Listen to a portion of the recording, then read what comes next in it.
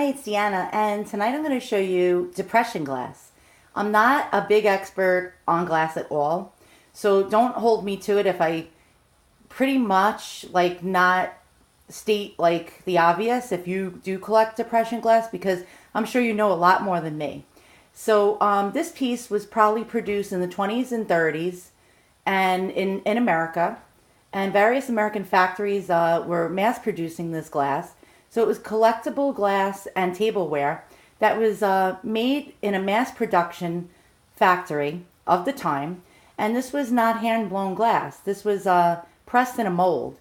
And so this was really, really churned out by the thousands and millions perhaps. And these came in all different colors.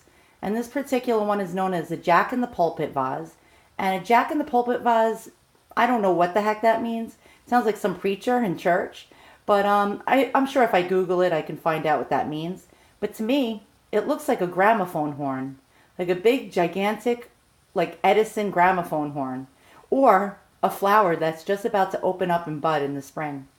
And this one is really lovely because I like the colors. It's like orange, amber, and it has some kind of like iridescence to it.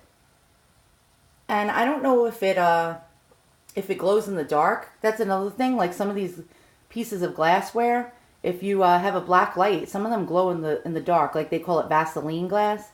I don't know if this is Vaseline glass. I have no idea. But nonetheless, like I said, it's mass produced. And I'll show you how you can tell mass produced glass over high quality, expensive glass that was hand blown. And here's one telltale. If you see that little line right down on the base, I don't know if you can see that. That's one telltale indicator that this was pressed into a mold.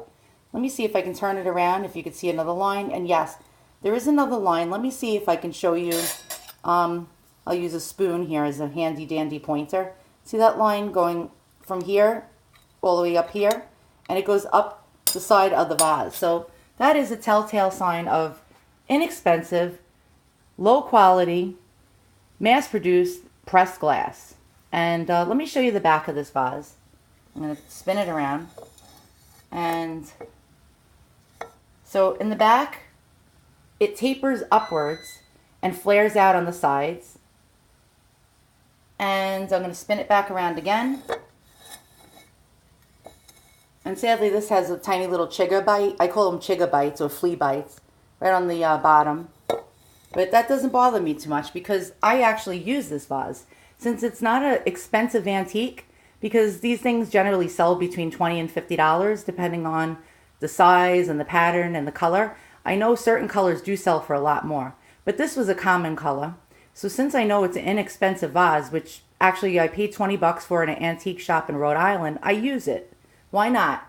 So when I grow my roses in the summer, when I cut them and they bloom, I place them in this beautiful vase and it looks spectacular. This is actually a large vase. My video is not conveying that, but trust me, it's big. And it's beautiful. So I'm going to conclude this video by saying thanks for watching. If you like what you see, hit the thumbs up and subscribe. And have a great evening or a great day wherever you are in the world. Bye for now.